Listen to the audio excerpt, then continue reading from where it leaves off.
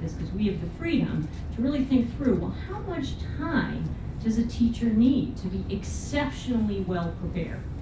And we think it's about 3 times that amount. That if you're really going to expect a high level of preparation, and in an elementary school setting, a teacher is teaching writing, social studies.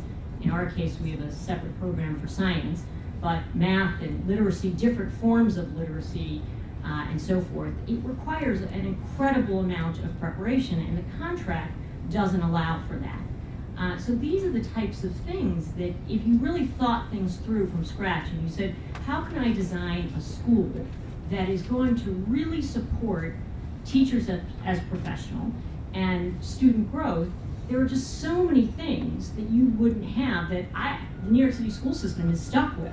We, in the charter school world, have the freedom to really engage in school design and think it through so that kids can learn at a high level. Okay.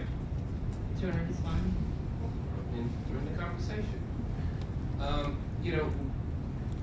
In terms of the contract itself, I agree with what Eva just said, that teachers should have that ability to move around, and schools themselves should. One of the, I don't know why it's never written about in most of the major newspapers here in New York City, but one of the biggest provisions in our contract that is used is called the SBO process, which gives the school the right to modify and change any clause inside of the contract, and it is used by hundreds of schools on a yearly basis.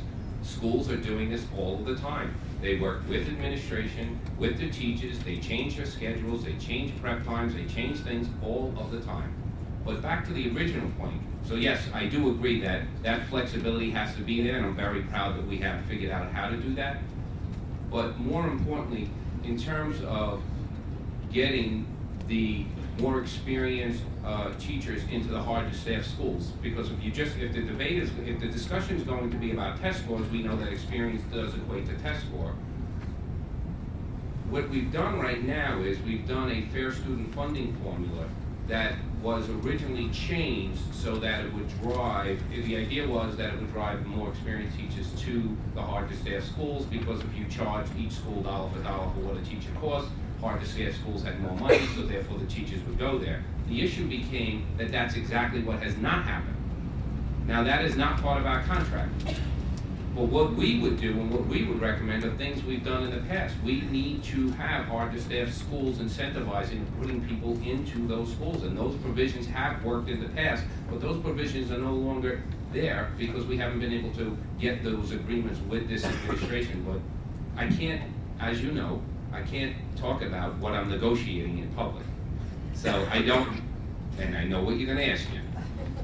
And you, okay, good. So go ahead.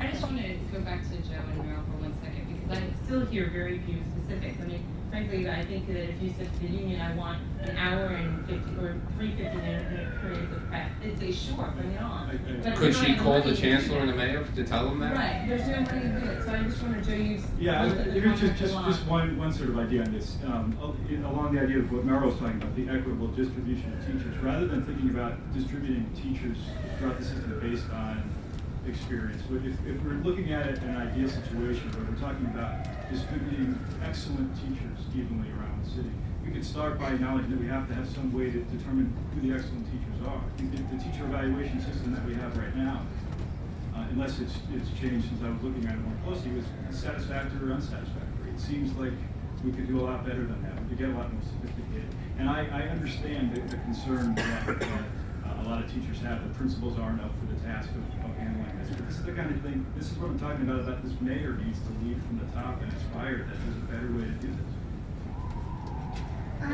My point would be, I want to be very direct and a little bit more specific.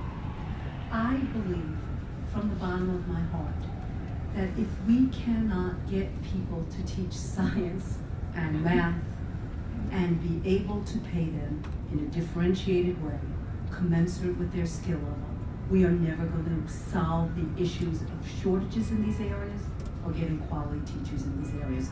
I think differential pay, I think, is a really crucial component. I believe teachers should be paid to work in harder to staff school buildings. I believe the school day should be addressed, and I believe the length of the school year should be addressed.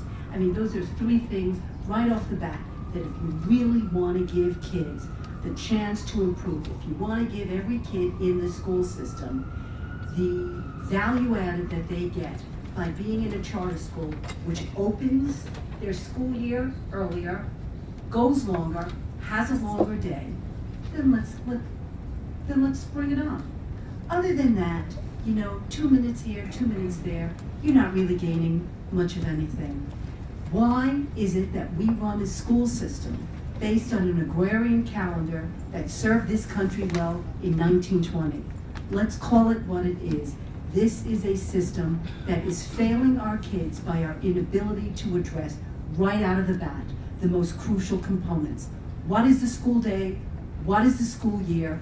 How do you pay excellent teachers? And how do you attract young, talented people who can go off and be very competent science professors, engineering professors? How do you attract them into the classroom? So just to play the journalist cynic for a second, where do you get the money for that? The city is paying, has a $5 billion budget gap. The state has billions of dollars in a budget gap that seems to grow every month. Where would the money for that come from? I believe that if you look at a school system that has a $20 billion budget, surely you can find some money to create incentive programs. Surely you can find some money to create laboratories around extended school days, to pilot this stuff, to show what really needs to be done, to show what really needs to work. I will not buy the excuse that a lack of resources is going to stop us from continuing to reform and innovate. If that's where we're going, then I would say, if that's the excuse that everyone's going to use, you might as well turn off the lights right now, because this budget deficit is here to stay. It's going to be real, and it's going to be entrenched. And anyone who denies that is denying reality on the ground. I, however, think that in times of difficult economic moments, you can actually move the system in ways that you can't do in times of plenty. I would completely agree with Merrill, and I don't think it's a hypothetical question that you're asking. We have a model for how you can succeed with less money. I don't support it in the sense that I want equal funding for charters. The charter schools are currently operating on $12,433 a pupil, which is far less than the zone schools get. The differential in poor schools is much greater than that. And you've got schools significantly outperforming the zone schools. So you don't have to look, it's not a theoretical question you're asking. We actually have, right here in New York City, schools that are getting far less money. And I would argue that while I agree that a longer school day is helpful, I would not underestimate the importance of flexibility. It's not just that we have more prep time, it's that we are constantly changing our school schedule, we are constantly changing the way we deliver educational services, and you can't do that if you are locked in. And it's that flexibility, which is so absent from the New York City school system, that I think accounts for a great deal of our success. So I just want to step away from the contract for 1 second and go to the money. There's the race to the top money, the federal money that is billions of dollars potentially for all kinds of states. And Obama went to Wisconsin today to sort of praise them for lifting their rule on tying tests to teacher performance. And we talk here, and we talk all the time about good teachers and good schools. And I just wonder, from each of your perspective, what is the measure of a good teacher? How can we tell this is a good teacher? How can we tell this is a good school? How can we tell that our city is full of good schools or not full of good schools? Maybe Joe, I'll start with you. Yeah, I put it sort of like the definition of pornography and when you see it. I hate to be that squishy on this thing, but I think that the UFT sort of motto about trying to turn our schools into the kind of schools that teachers want to teach in and parents want to send their kids. I mean, I think that's sort of on the same along the same lines. I think that there's a need to have some sort of measurement that we can all agree to. I think using test scores to student performance to evaluate teacher performance, I think is something we're going to have to do